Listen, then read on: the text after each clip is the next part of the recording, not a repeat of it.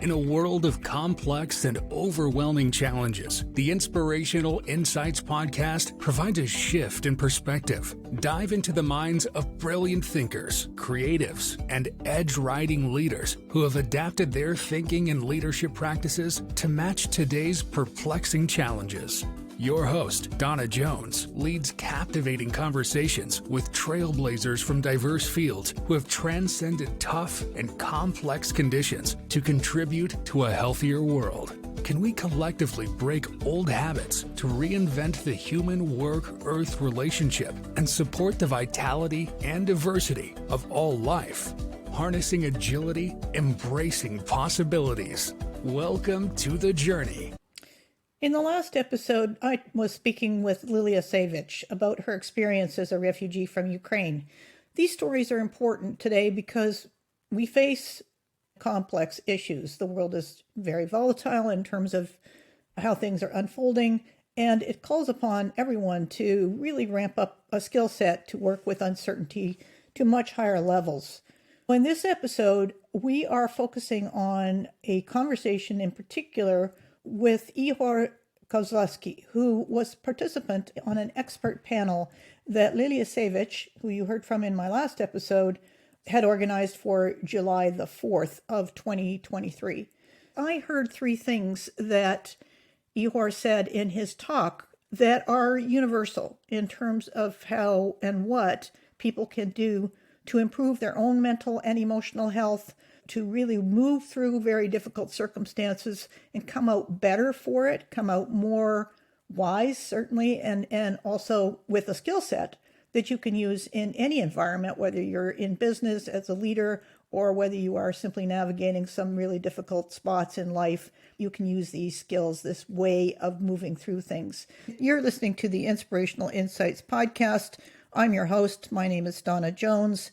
And I've been running these podcasts since 2008 to help people adjust and move through the more complex issues we face on the planet today, to really care more deeply about our relationship with Earth, the planet, and in particular, how we go about doing business and the impact humans have on each other as well. We're looking at system-wide health in these conversations and shifting perspectives to see things from a different angle. So that's the setup for this conversation in this episode. And I'm going to give Liliya the space to do a little bit of an intro, and then we'll have some conversations with Ihor Kozlovsky. Ihor Kozlovsky does not speak English. You will hear the translator explain in English what Mr. Kozlovsky said. Maybe a little bit awkward for you as a listener. However, I encourage you to bear with it because the lessons are phenomenally invaluable. For those of you who did not hear that episode with Liliya Sayvch, she's going to just give a bit of a review on how we came about the conversation today in this episode, and then to briefly introduce Mr. Ihor Kozlovsky. Outline for you the experience they're going through at an emotional level in the country and how to proceed with the highest goal in mind. To let you know why I think this episode is so important for people who don't speak Ukrainian or who aren't in Ukraine or are not part of that conflict, which is impacting everyone in the world, it is because Mr. Kozlovsky was unjustly captured by a separatist group in Donetsk. He was tortured and later released. That's a very dark and a very hard experience. For him to move through it and come out with what you're going to hear in this episode is truly remarkable and inspirational. I am currently in Lviv. At the beginning of the war, I was working in Kiev in one of Ukrainian holding. At the beginning of the war, it was questioned what will happen next. We have to do and what me personally I have to do. I was volunteering, but due to some family conditions, I should leave Ukraine. I was traveling, I calculated for 2 months, I traveled around 8 countries. And I settled down for half a year in Ireland. It was a question, of course, should I come back to Ukraine, taking into consideration that there is a war? all my friends and a lot of people I know left Ukraine or moved to west of Ukraine. And it was, frankly speaking, not so easy time. Thanks God, I know Donna Jones, which suggests me to work together. We started to work each Sunday, and it was like fresh air for me because I started to work with finding answer for very difficult questions. What I have to do, what I'm doing here in Ireland, what I have to do in Ukraine, and of course the most difficult question, should I come back to Ukraine? My Irish host family, Corrigan family, was helping me and supporting me very much. I was feeling that I need to do something and I need to do what I know. I was missing my lovely job. I love my job. I'm human resources. And I made a decision that I'm not ready to make a downshifting and I should come back and I should continue to work for my motherland and to help as much as possible to my country. All transformations I went through, thanksgiving to Donna and thanksgiving to understanding what kind of steps I need to make. I accepted offer to work in Lviv and I started to work in Lviv City Council. We have a lot of challenges, especially now due to the time of the war. One of the requests we have from citizens of Lviv to give an answer for not so simple question, how to be resilient in the wartime and what we have to do as the people who stay in a city, in a country, what we have to do to improve our resilience. The first idea I had, of course, to invite my life coach, Donna. And step by step, I find interesting experts, well-known psychotherapist Alexander Fields connected with me with Mr. Ihor Kozlovsky, and he kindly agreed to participate in our discussion. We had also interesting speaker, Mr. John Arden, American psychotherapist, and a Ukrainian lady. She is a PR and she has graduated philosophy in Dnipro. We had a diverse group of experts and we discussed about interesting but not so simple topic, how to be unbroken and resilient in tradition in the situation with the war. Mr. Ihor Kozlovsky is a Ukrainian scientist, religious scholar, doctor in art, writer, public figure, and member of PAN Ukraine. Mr. Ihor Kozlovsky passed not easy experience being arrested in Donetsk People Republic, and he spent some years in illegal prisons. December 27, 2017, Mr. Kozlovsky has been free as a part of large-scale prisoner exchange between Ukraine and separatists. As a quick side note to my listeners, I have left Mr. Ihor Kozlovsky's Ukrainian speaking in the audio script, quite simply because language has a cadence, it has a lot of embedded meaning, and whether you understand it or not is not really relevant. It's his voice. You will hear the translator afterwards explain what he said, but just by listening to him, you can get a feel for where he is coming from in his conversation with us. Ihor shared a story in the panel that told me there were things he had done naturally in the experience of being tortured. The goal for our conversation is to give everyone listening an understanding of what you do to get through something like this. What do you do after? How do you recover? And how do you process and understand? And finally, hold compassion for yourself, but also for the events.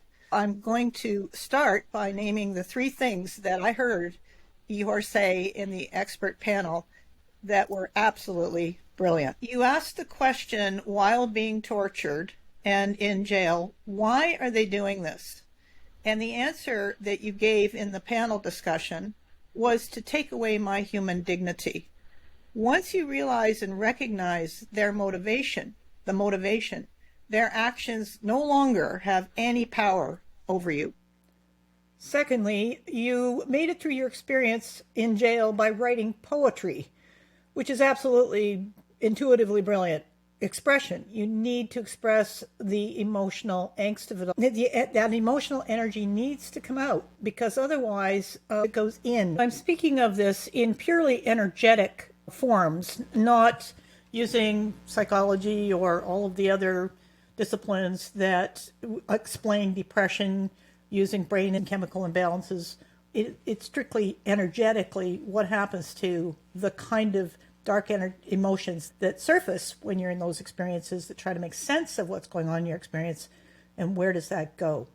Expression takes emotional energy, and instead of turning it to dark, destructive places, it gives it a positive, creative way of coming forward. Much better that it come through creative poetry or other creative forms than destruction. Your final comment at the end of the panel, you mentioned love, suggesting that love is the antidote to human depravity. To me, this was brilliant. They were not able to break you of your dignity. You reached far beyond and rose above that experience to attain the wisdom that can come out of very difficult and hard experiences. It takes time to make sense out of things that don't make sense. So now my questions will be to explore where you've gone since and what direction, what comes out of such an experience. Because everyone can become better at being human from these hard experiences. And I know people listening can benefit from what you have learned. It's a deeply personal inquiry, so obviously only answer what you're comfortable with and willing to share. It's a process, and it can be pretty messy by nature. So the aim is to transform that experience into a state of peace.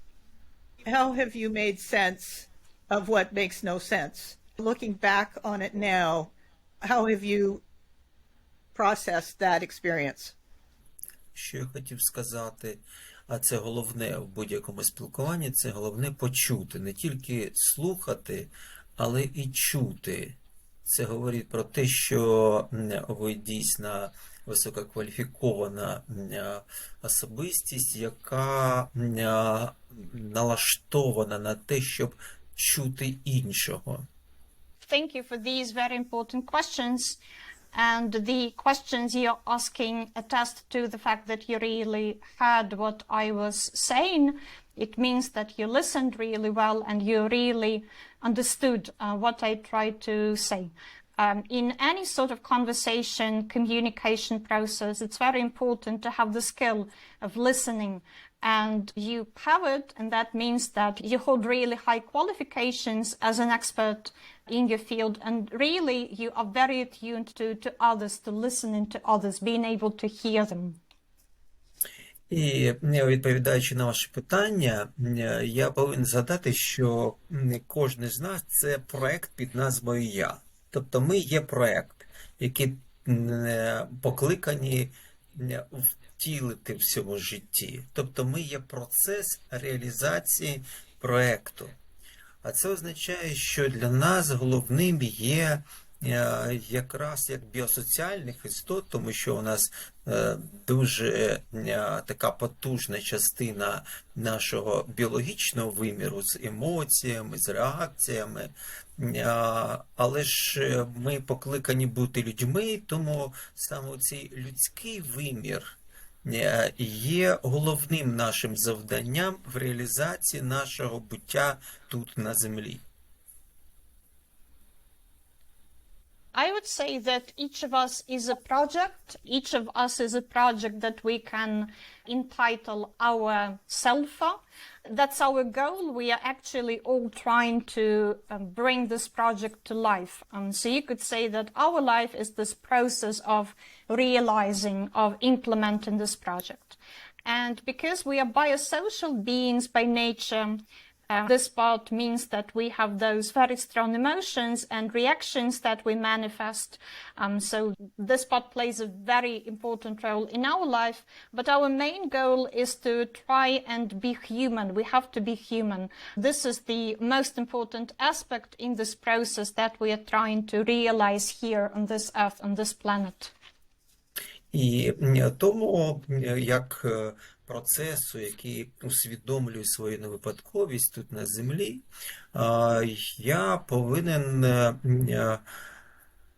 наповнити сенсами свою біологію, свої емоції, свої реакції, а це означає знаходитися в процесі рефлексування.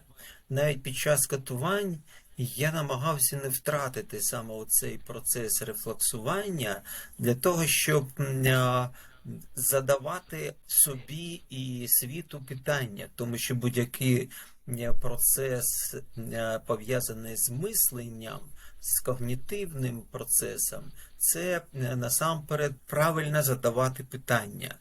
Ну і тут головним питанням – навіщо? Не чому це відбувається, не чому я потрапив в такі умови, а навіщо? Тобто який сенс в цьому процесі, в якому я зараз знаходжусь? And as this kind of process that realizes that it's not being implemented by chance, it's here for a reason on this planet, as this sort of self-conscious, self-reflecting process, I understand that I need to fill this biological part, those emotions and reactions with meaning, with a certain kind of sense. And that entails a process of reflection, even when I was under torture, for example. I saw as my goal not losing this ability to reflect, not exiting this process of reflection. And that meant asking myself and asking the world in general some questions. Basically, the main of those questions was, what is this for? Not why am I in these conditions, in these circumstances, but what is this for? What kind of sense can I make of this? What kind of sense can I maybe generate out of this process? І зрозуміло, що відповідь, яку я отримую на це внутрішнє своє питання, є таким рушієм моєї подальшої дії. Тобто я вже починаю жити відповідно цій дії. Тобто мої сенси не тільки внутрішні, в які я знаходжусь, вони проявляються в зовнішньому просторі через певну дію. Якщо я зрозумів, що я тут знаходжусь навіщо, тобто для чогось, з якоюсь метою, наприклад, допомогти комусь, наприклад, одній людині вижити, то я повинен це зробити. Моє спрямування, воно якраз має на вістрі його, на вістрі цієї дії, бачити світ навколо. Не тільки внутрішній світ, але й світ навколо, таким чином гармонізуючи як внутрішні роздуми, так і зовнішню дію.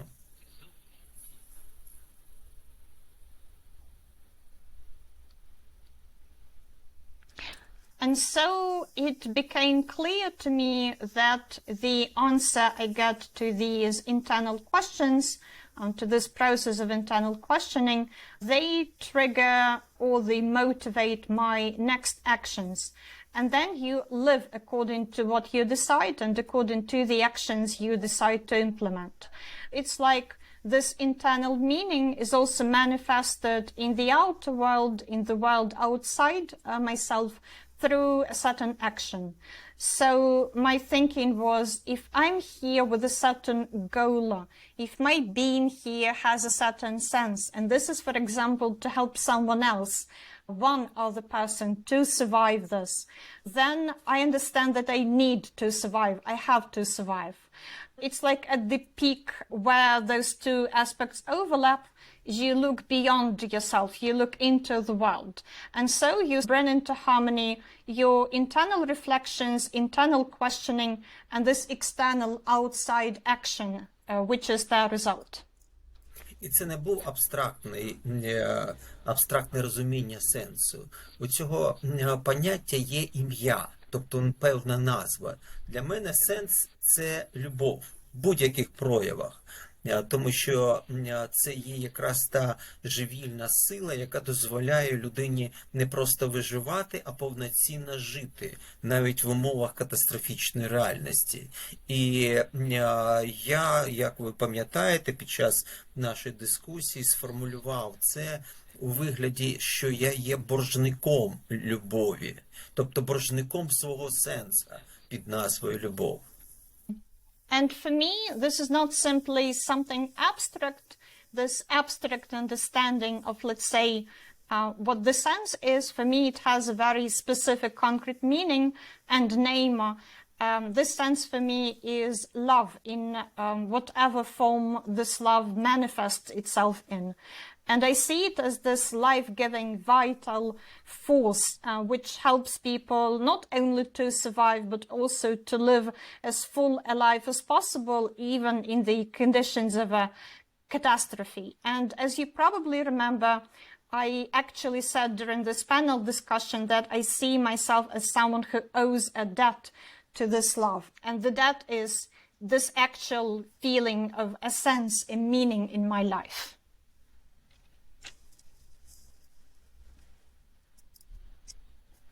I love every single one of those points. They fill you with so much peace and hope for humanity.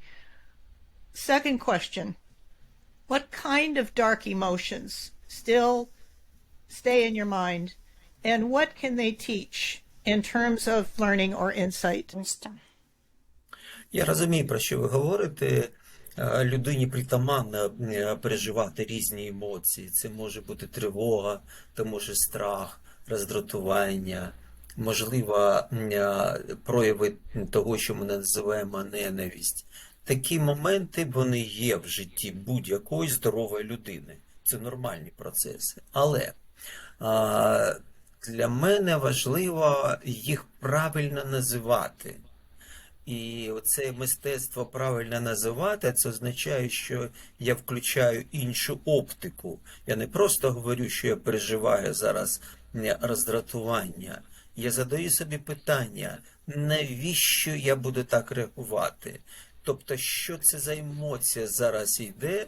Ну, я зрозумію, що ми крихкі, ми знаходимося на певній межі, і ми можемо наштовхуватися на інших людей, на інші проблеми, які викликають у мене ці емоції.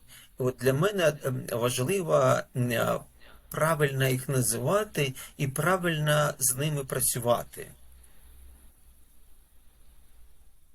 I understand your question, and I think that it's natural for people, of course, to feel different sorts of emotions.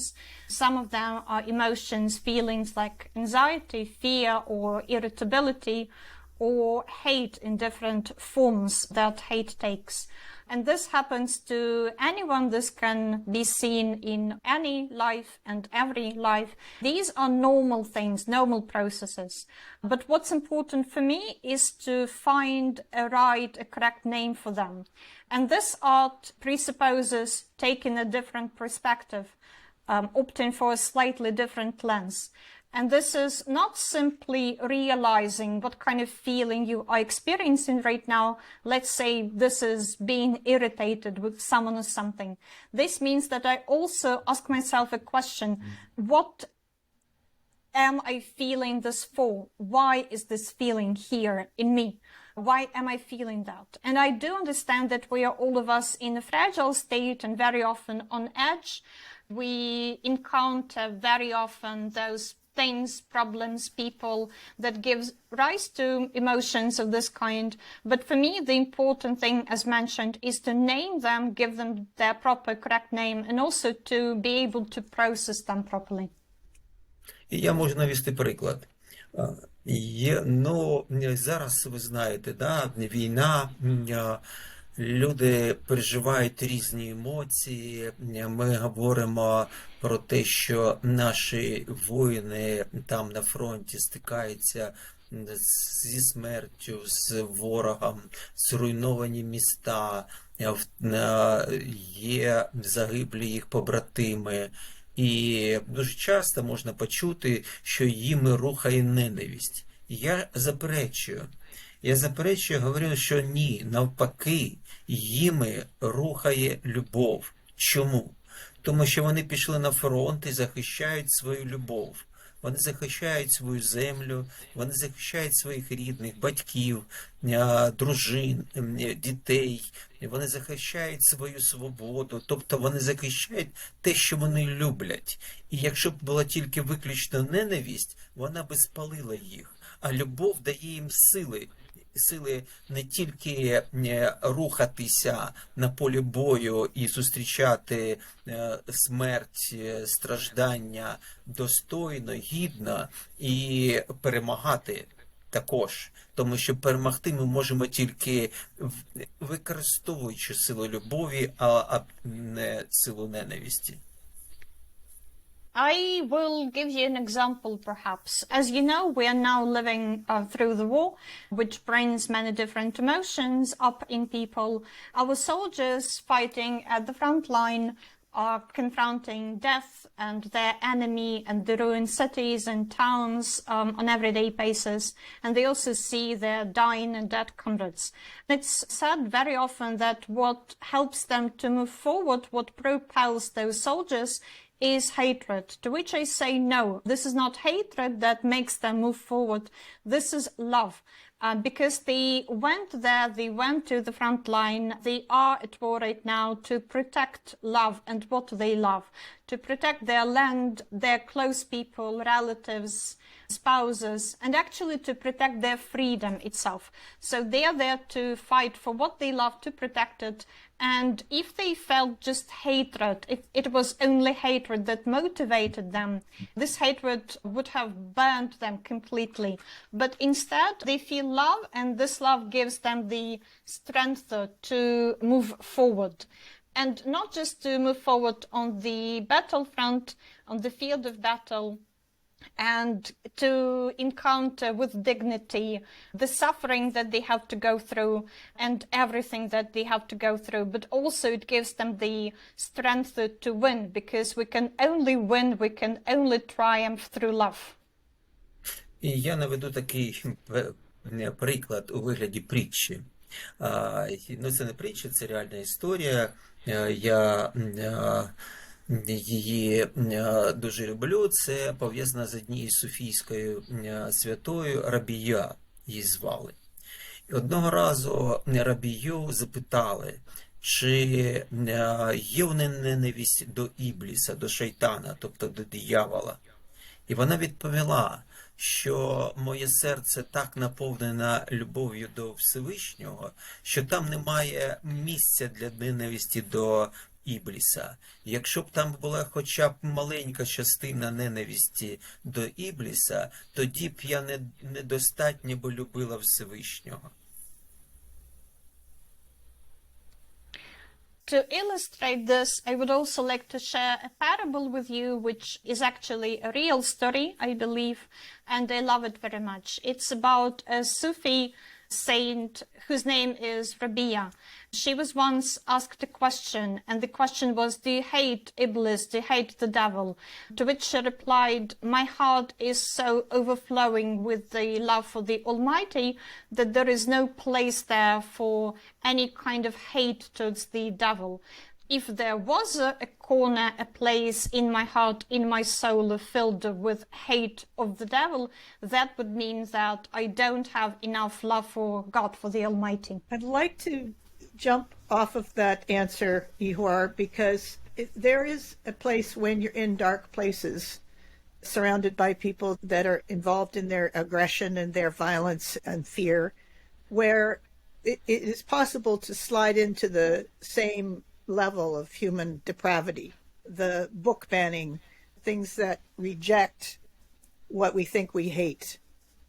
I'm wondering, what are the signals that you have observed that would tell someone, uh-oh, I'm going down that slippery slope into human depravity, and I must remember love to pull myself out? Це завдяки цьому ми можемо виховувати і виховуватися. Але у цьому є і інша сторона, що ми можемо віддзеркалювати, ми навчилися імітувати інших і можемо віддзеркалювати їхні не тільки позитивні сторони, але й негативні. Особливо, коли це руйнівна енергія спрямована на те, щоб зруйнувати, вбити, образити, тобто викидати тих негативних емоцій, які можуть проявлятися як в дії, так і в словах. І тут є певна небезпека. Небезпека якраз зімітувати і віддзеркалювати, тобто стати подібним до іншого. I agree that we are very fragile beings and also we are very suggestible in the sense of being easily manipulated by others. It's easy to suggest things to us and semanticize our feelings and actions ourselves. And this is positive in a way because it enables us to bring others up in a certain way, to educate them, to mold their behavior. And also, of course, it means that we ourselves can go through this process of being shaped or molded in a certain way. Of course, it means that we mirror others. We have mastered this ability of imitating others in both positive and negative senses. Especially this comes to the fore, this ability or this capacity for mirroring and imitation when we encounter some sort of destructive energy, destructive force, the temptation to ruin, to bring destruction, to kill others, to hurt them, to offend them. This negative emotion, all in all, which can be manifested in our actions and also in our words. There is always this danger of becoming like someone else in this meaning, in this respect. І тут у нас є три рівня наших інтелектуальних спроможностей, якими ми можемо обробити дану ситуацію, і ми повинні її обробляти. Ну, по-перше, це наш когнітивний інтелект, наше рефлексування, коли ми можемо задати правильні питання, навіщо я так буду реагувати. По-друге, це мій емоційний рівень. Я повинен знати свої емоції, я повинен правильно їх називати, тобто я повинен потоваришувати з ними. Це є процес самодослідження, саморозуміння себе. Далі, я повинен навчити себе правильно їх контролювати, тобто розумно. Це мої інструменти взаємодії зі світом, і не вони повинні мною керувати, а я їми. І далі я повинен зрозуміло відслідковувати емоції інших, з тим, щоб знов ж таки, залишаючись в такому асертивному стані, будучи асертивною людиною, я повинен все ж таки проявляти емпатію з розумінням того, що саме спонукало цю людину так реагувати зараз на мене чи на ту чи іншу ситуацію. І далі вибудовувати цей простір через ту відповідь, яку отримав я через когнітивні свої роздуми. І нарешті це екзистенційний рівень. Тобто рівень, де я, знайшовши сенси, якщо я живу цими сенсами, вони повинні стати стрижнем моїх реакцій і моєї дії. І тоді моє перебування в тій чи іншій ситуації буде, я б сказав, парадоксально інакшим, ніж звично для оточуючого середовища.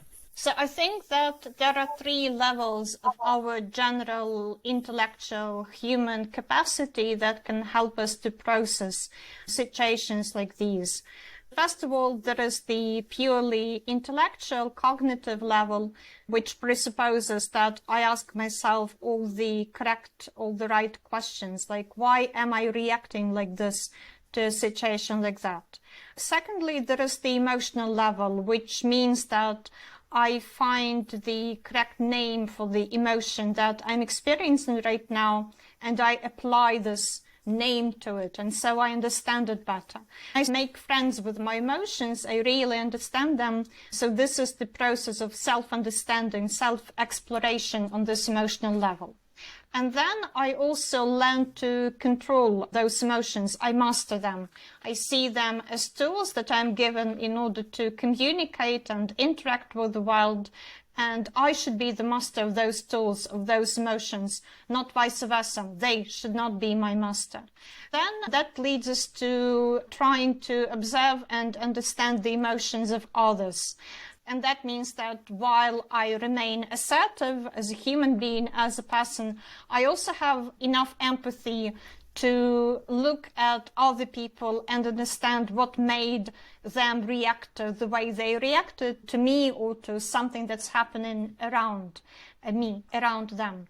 And that also leads to the situation where I build a certain space around myself based first of all, on the answers that I've given to myself, to my questions on this cognitive level. So after having understood the situation consciously in a self-aware manner. And last but not least, there is this existential level where if I found those meanings, those senses, they will become the basis for everything. My reactions, my emotions, but also my actions, the way I behave. And if I have attained this understanding on all those different levels, it means that I will behave in a certain way, which may be considered a sort of paradox by people around me, because it will be a way of behaving, a way of being, which is very different from what people are used to.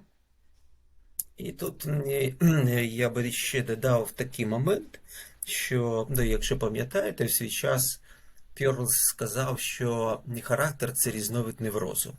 Будь-який характер – це різновид неврозу. І таким чином, якщо ми знаємо характер людини, то ми можемо прорахувати її невротичний стан. Її реакції, її взагалі позиціювання в світі в тому числі. І той же Юнг, до речі, сказав, що невроз існує до того періоду, до якого людина не знайшла сенс. Як тільки вона знаходить сенс свого життя, невроз зникає. Що це означає? Це означає, що ти стаєш пластичним. Тобто ти можеш бути, я б сказав так, обирати ту чи іншу характеристику своїх дій в тій чи іншій ситуації пластично, не виходячи з свого там колишнього неврозу.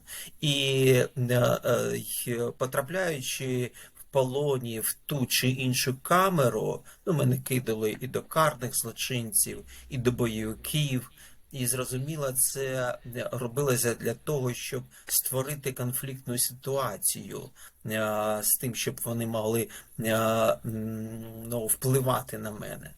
І завдяки тому, що був певний стрижень сенсів, я в тих чи інших ситуаціях перевертав ситуацію так, що вона працювала на мене, а не на них. Тобто, вибудовуючи такі стосунки з ними, що їх агресія зникала. Саме завдяки тому, що я був пластичним в цих ситуаціях, не відповідаючи на ті чи інші агресивні випади. Panie, to what I've said, I'd like to add something else. If you remember, in Pell's words, a character is just a form of our neurosis, which means that if we know what someone's character is, we can get this insight into their neurosis and into how they would react when they are positioned in a certain way in the world. And actually we understand how they tend to position themselves in respect to the world around them. According to Carl Jung, also neurosis only exists until we've managed to find a coherent sense of ourselves and of the life around us, and then this neurosis dissolves them, disappears. For me, that means, I think, being or becoming flexible. And when you become flexible, when you understand your neurosis fully, you can then choose a way in which you behave, in which you react to the world, and you do that flexibly, not based on, not embedded in this neurosis, not in that way.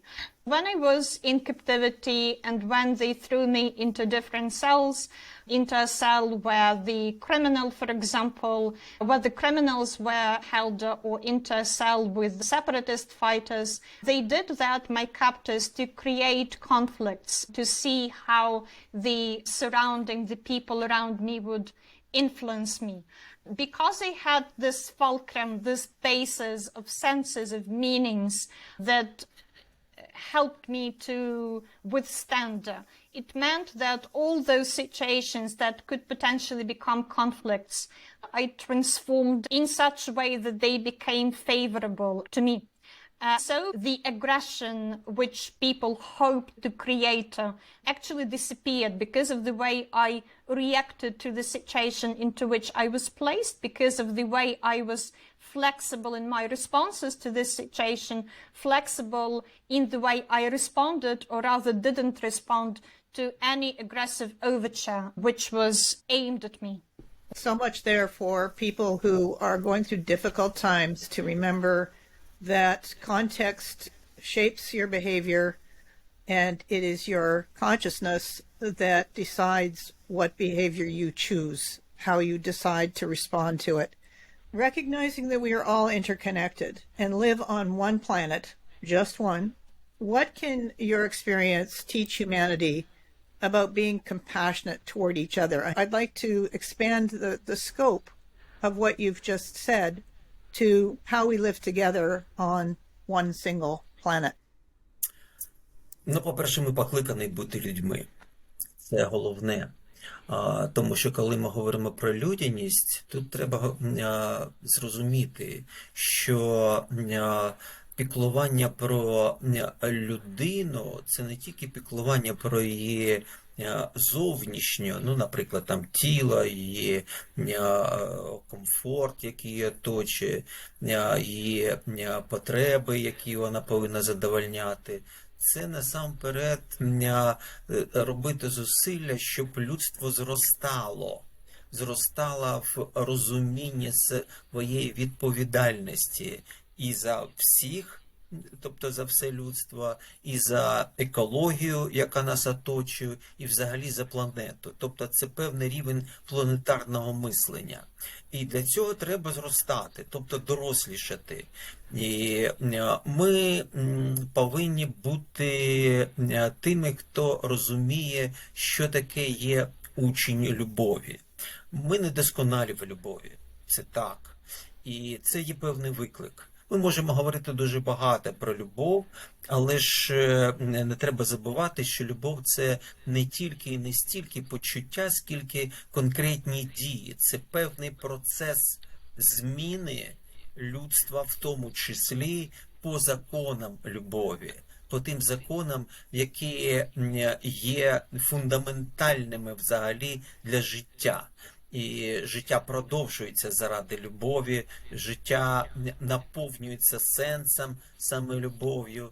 І це заклик пам'ятати про недосконалість свою, і заклик для того, щоб робити зусилля в цьому процесі, вдосконалюючи себе, вдосконалюючи свій людський вимір, і саме наповнюючи цей людський вимір розумінням, що таке любов. Любов – це більше, ніж емпатія, тому що емпатія – це початок, це певне, я б сказав, ядро любові, коли ми починаємо розуміти іншого, коли ми можемо прочитати іншого, його біль, страждання, його надії, його радість. Але ж любов – це зусилля, які потрібно зробити, щоб людина зростала в глибшому розумінні і своєї радості, в глибшому розумінні і свого призначення, і своєї невипадковості тут на землі. In answer to that question, I would like to say that I see our first call as a call to be truly human, and that means much more than just taking care of other people on this external, superficial level. It means much more than just taking care of someone's body and their bodily needs, their comfort, for example. To me, that first of all means that we aid others, other human beings in their capacity, in their potential, in their ability to grow and develop. And one of the things that this means helping people to develop in themselves is responsibility on a planetary scale, responsibility as in, for example, understanding what we are doing to nature. So this ecological responsibility. It also means that we need to grow and we need to become more grown up and more mature. We need to understand this teaching of love, I would say. We need to understand that we are imperfect. We need to feel this love and to allow it to shape our actions. So it's not just a feeling, but so that it becomes a way of behavior, a way to be in the world. That means a transformation of the humankind according to those laws of love. Love is basically what gives us meaning, right? I think we need to remember that we are all imperfect, and we need also to make this effort to grow, to improve, to expand this human aspect, what is truly human in ourselves, and we need to fill ourselves and the world around us with love. Love for me is more than just empathy. For me, empathy is just the kernel, is just the embryo, just the starting point of love. Because empathy means that you understand another human being, you understand them in their joy and in their pain. But love for me is also making an effort to help this other person grow. You help them to gain this feeling, this understanding of their role, their importance, of the fact that they are not here just randomly. There is a certain sense, there is a certain purpose to their being on this earth. Thank you. I'm just so grateful to be in this conversation with you right now. So much here. One more thing. Have you been able to go back to what had meaning before all this happened, and what has meaning for you now? I'm asking this because wounded soldiers, people who've experienced trauma, there's a need to reconnect to a meaningful purpose. It is about this next step. Who am I now after this experience? The value of the whole in terms of where I go now. That's what I'm curious about. What advice can you share with people who are really wondering, where do I go from here? Maybe as a wounded soldier, you've lost a lot, and the question is, now what? How do I proceed? Дійсно, непросте питання, тому що будь-яка травма, а це люди повертаються саме з травмами, з війни, з полону, взагалі зараз у нас травмоване суспільство, і травма, вона і дуже хитра, вона коварна, вона може змусити людину йти неправильним шляхом. І ми можемо це фіксувати навіть зараз спостерігаючи. Один варіант – це намагання уникнути спогадів про травму, тобто витіснити травму. Це безперспективно і некорисно, тому що це може призвести до того, що буде страждати соматика, з'являться різні хвороби, людина не буде розуміти, чому вона постійно роздратована і що її руйнує всередині. По-друге, другий шлях також неконструктивний – це намагання якось втопити в лапках травму там, в алкоголі, в наркотиках, тобто забутися, витіснити не тільки зі свідомості, а витіснити саму свідомість, саме усвідомлення. і це не конструктивно. Третій варіант також не конструктивний – це почати грати жертву. І дуже часто люди починають заграватися і таким чином перекладаючи відповідальність за своє життя на інших і вимагати від них певних зусиль для того, щоб цю жертву обслуговували. Тобто запит, такий постійний запит на допомогу, на те, щоб постійно пам'ятали про її жертву. Ці три варіанти, вони є деструктивними. З мого погляду, єдиним правильним варіантом – це перетворити травму в конструктивний досвід. І я про це зараз скажу. Thank you for this question. Yes, I agree it's not an easy question to answer, but I will nevertheless try. The way I see it, any kind of trauma, and this could be trauma inflicted by the war or incurred on you in captivity, and generally we could say that everyone in our society today is traumatized to a certain degree in a certain way. Any kind of trauma is very insidious, meaning that it can make you behave in a way which is destructive. It can make you take this wrong direction, wrong way out of the situation as you see it. And we are actually observing many cases of this now. There are three different reactions that trauma can impose upon you, I think, that are not productive for us. First of all, some people try to avoid all memories of trauma, to repress it, to push it away. And this is unproductive and not healthy for a human being because it means that the trauma will still manifest in a certain way, for example, by taking some kind of somatic form. You feeling unwell, you feeling irritated all the time and not realizing why you are so easily irritated. There is something that destroys you from the inside and you're not aware of it. You do not really know what that is. The second way of coping, and it's a bad mechanism, bad coping mechanism, is when you try to repress it completely, to drown this trauma in something like alcohol or drugs, for example. It's like you try to use forgetfulness. You do not simply try to push this trauma out of the limits, out of the scope of your consciousness. You're actually trying to repress this consciousness, this awareness itself. You're trying to somehow get rid of it. Some people can adopt this role of victim on everyday basis, which means that they shift all responsibility which they have for their own life onto someone else. They want someone else to take responsibility for everything that happens to them. So they demand to be constantly taken care of and constantly helped in everything.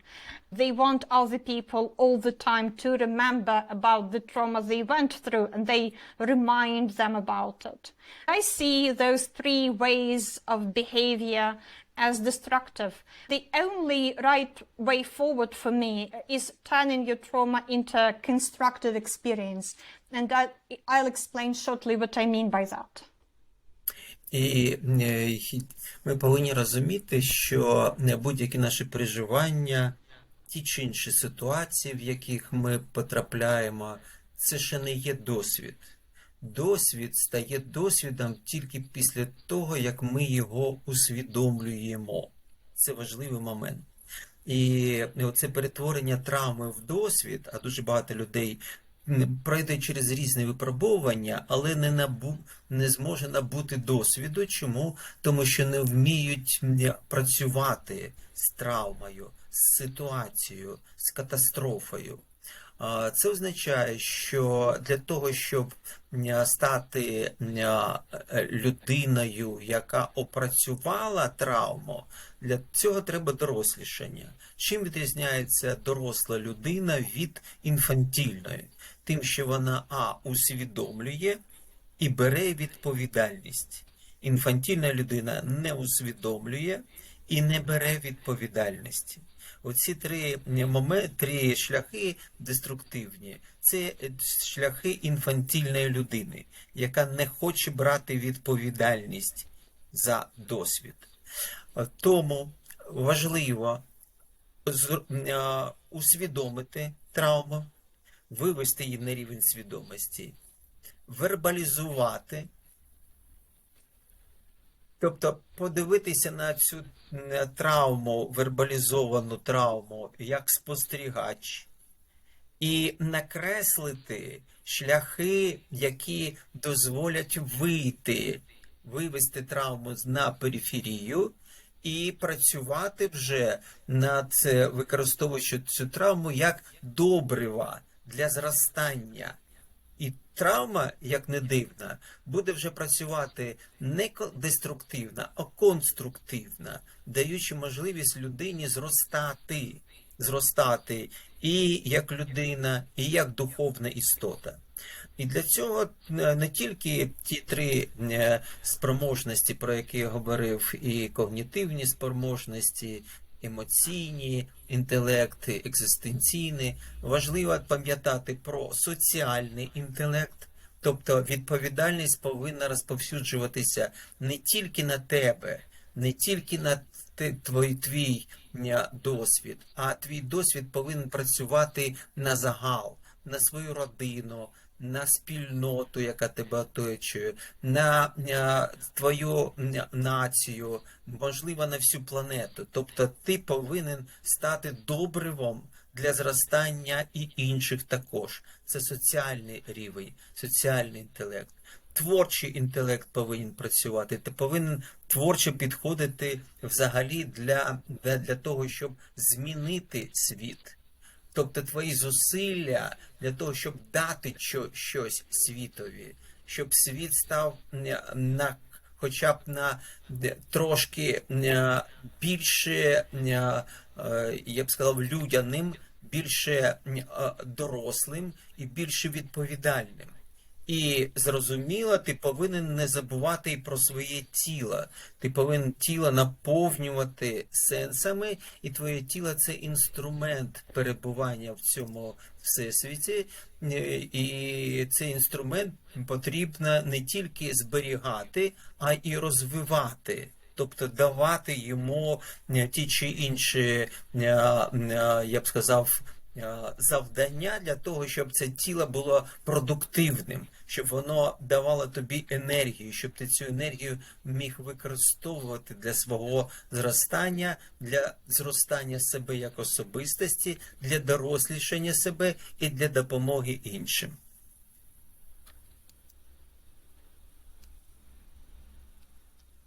So I'll explain what I had in mind, how I meant this. What I mean is that for me, any kind of emotion, any kind of situation you go through, this is not yet experience. This does not yet amount to experience. For something to become an experience, you have to fully be aware or become aware of it. So when we go through trauma, it does not always become experience in this true sense of the word experience, because you have not truly understood it, you have not become fully aware of it, because you don't have the skill, the capacity to do that, to work with a situation of catastrophe, a situation of trauma. So what do you actually need to make your trauma, to make this catastrophe into an experience in this true sense of the word? You need to grow up. When I described those three destructive ways of behaving, of reacting to trauma, I was talking about the reactions, the behaviors that we can see in people that are essentially still childish. They are infantilized. So that for me is the difference between a person who's mature, who's a real grown-up, and a person behaving in this infantilized and childish way. For me, a grown-up, a mature person, a person who's truly aware of themselves and the world around them, this is a person who takes responsibility upon themselves, upon their own shoulders. And this childish person, someone who's infantilized, doesn't want to be responsible, wants to avoid this responsibility. In order to achieve this truly mature state, this grown-up state, you need to understand your trauma, get an insight into it, cognitively speaking, and you also need to verbalize it. You need to put it into words. And that means that you will adopt a position that is a bit distanced, detached, like you're looking at your trauma from the outside, as an outside external observer. That would help you to make this trauma not something which is central in your life, and this will help you get to the periphery of this traumatic experience, so to speak. Then you will be able actually to use this trauma as a kind of fertilizer for your growth, for becoming more mature, for becoming more grown up as a human being, purely on this material and physical level, but also as a spiritual being. I mentioned those different levels of intellect. I talked about our cognitive abilities, our emotional intellect, and this existential level. But also I would like to mention our social intellect, which also plays an important role here. Because you assume responsibility, not just in terms of responsibility for your own experience, for processing trauma and turning it into this useful fertilizer, but also you need to make sure that your experience also works on a whole different level. It's something that can benefit your community, the people around you, the world, the country, the planet in very general terms. You use your trauma as a fertilizer, not just for your own growth, but you also use it to help other people grow. And also there is this creative intelligence, creative capacity that is of importance here, because through being creative, you can give something to the world. You can give the world something that will enable people to become more human, more humane, and also to understand what this responsibility, being responsible, is, and act with responsibility. And also you need, of course, to take care of your body.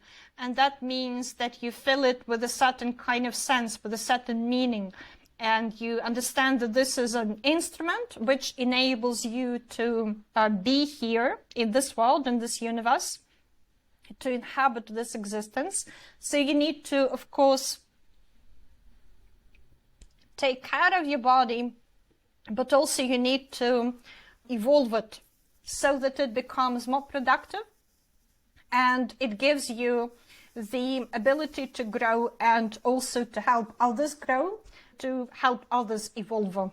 It is interesting that you say that, Ihor, because I have observed that when my consciousness shifts, my physicality also shifts. So the movement, the exercises I do change to support the emotional and spiritual shift inside. I love that observation of yours. Ihor, thank you very much for being willing to step in and have this conversation today. You are probably the best example of someone who has transcended, risen above a very traumatic experience by moving through it. Not by avoiding, but by just moving through it. And that to me is a level of courageous leadership and humble leadership that we need more of today. So as a role model for not just Ukrainians, but for people around the world, I believe you are absolutely amazing person. Is there anything you'd like to add before we close this conversation? І для нашої такої професійної розмови, я думаю, що і для людей, які будуть слухати це, тому що будь-які рефлексування, вони дозволяють подивитися на власне життя під певним кутом. І ми недосконалі, ми дійсно недосконалі, ми повинні це визнавати. І ви запитували стосовно того, чим відрізняється сенс мого життя зараз від сенсу того, який був до всіх цих подій, до війни, як ми кажемо, тут до 14-го року, до полону. Так, безумовно, відрізняється, тому що зникли в минулому, там десь далеко за туманом, і колишні мрії, немає того майна, яке було, забрали твій дім, забрали роки твого життя. Це втрати. Це втрати, і ти повинен дивитися на ці втрати з одного боку з розумінням, що це дійсно втрати, а наше життя людське, воно коротке. І от зараз мені майже 70 років, але ж треба жити далі. І кожний крок твій по життю, він наповнений, я би сказав, більшим вантажем твого досвіду. Ти не можеш повернути минуле. Під час цієї війни на моїх руках помирає мій син, в якого я вкладався, який мене вчив любити. І це також величезна втрата. Вона, до речі, дала мені розуміння того, що я повинен жити далі не тільки за себе, але і за нього також. Тобто це додаткова відповідальність. І це мій хрест, який я несу, і скажу, що це непростий, зрозуміло, хрест. Але ж у мене є відповідальність за людей, за країну, не тільки за Україну, взагалі за людей. І я роблю все можливе, скільки у мене є часу, для того, щоб повернути саме людське в людині. Нагадати, що ми все ж таки люди, і це величезна відповідальність. І треба про неї пам'ятати. Пам'ятати, що відповідальність – це наша відповідь не тільки на словах, але й в справах наших, які ми повинні втілювати в життя. Дякую. Thank you for your questions. They are all very important in terms of our professional conversation, but also for people who will later listen to us. And why are they so important to me? Because I think that any sort of reflection allows us to consider ourselves, allows each person to consider themselves from a new perspective, through a new lens, remembering that we are all of us imperfect. And we need to see this, we need to recognize this imperfection in ourselves. You asked me before whether the sense of meaning, the sense of purpose for me right now, and the sense of purpose that I had before, the sense of meaning that I had before, were they any different? By before, I mean before the war, before even 2014, before my captivity. And yes, of course, those meanings, those purposes, they are different because for me, lots of things are now lost completely in the past. They are lost in this fog, mist of the past. My old dreams and the property that I possessed, like I lost my home, for example. And generally, I would say that I lost years and years of my life. And it's important to recognize this loss as such, to recognize it as loss, to remember that human life is short. I'm now almost 70 years old, and I do understand that nevertheless I need to live on, to carry on. For me, every step that I take is filled with the burden, with the responsibility that experience brings with it. And I also understand that I cannot go back. I cannot return to the past. During the war, I saw my son die. I was heavily invested in him as a human being, and he was the person who actually taught me to love it, to experience love. So that was a huge loss for me. And I understand right now that I need to live not just for myself, but I also need to live for my son in a sense. So I have this added responsibility in this respect. And I see it as a cross, as a burden that I have to carry But also I realize that I have this huge responsibility when I think about other people and the country and humanity in general. I need to do everything that I can do to speak to what's human in people and to return them to this sense of what is human within a human person. And I need to remind them that they're humans.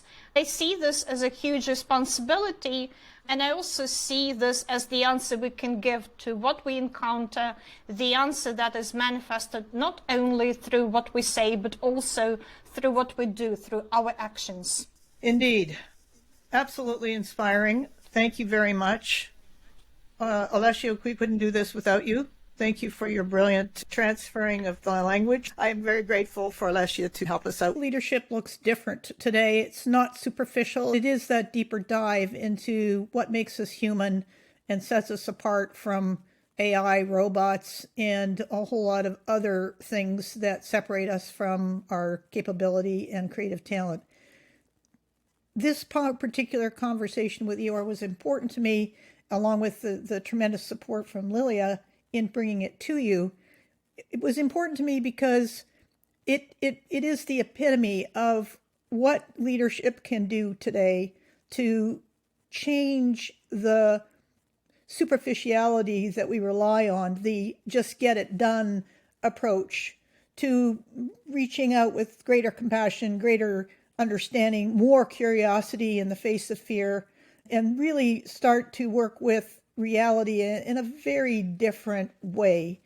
We have a lot to do to transfer fear into curiosity and work with it more directly as a way to reconnect to each other, reconnect in communities, reconnect to other species, care and have compassion for other species, at minimum, respect for other species. The source of every war, the source of family not talking to one another or omitting each other from their constellation, is emotional health. That is why this conversation is so important, because emotional health is in everyone's hands. It's in our best interests.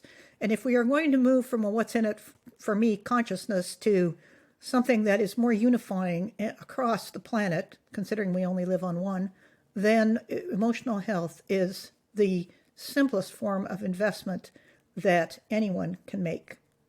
Obviously, it's a lot easier to blame other people, but it's a lot more productive and constructive to address the deeper emotional issues that hold and limit things in place when they could be better. This week, I learned that Ihor Kozlovsky passed away with a heart attack.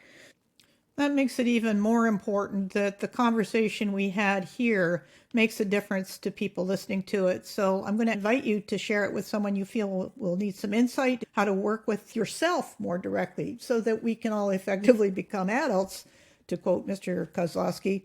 I need to also thank Liliya. Without her, we would never have had this conversation, and I would not have had this opportunity to learn so much from some very fascinating people and to participate in the forum that Liliya set up, which was truly an honor and a gift.